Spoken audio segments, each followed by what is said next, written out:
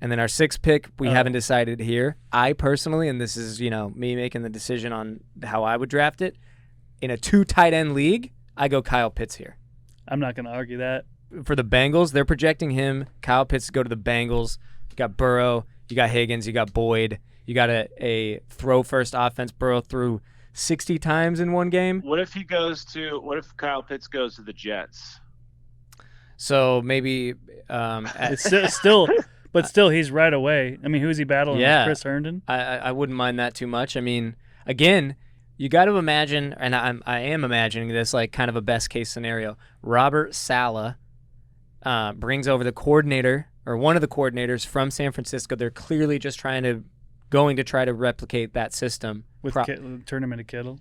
Yeah, right? So now I'm like, okay, you got Kyle Pitts coming in, potentially playing the Kittle role in a Shanahan-esque offense. In a tight end premium, if you have the opportunity to potentially get a top 10 tight end, you do it. Yep.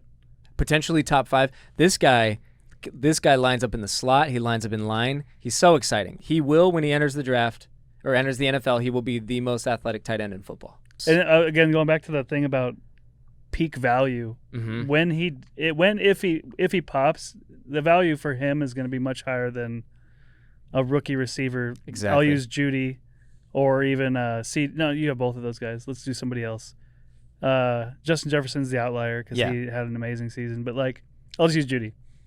I think Kyle Pitts will have more value than Jerry Judy will.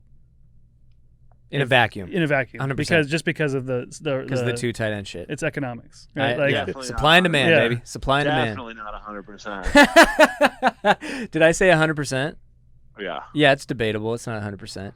But I know what he's saying. It's about supply and demand. And Kyle Pitts, it depends on where he goes.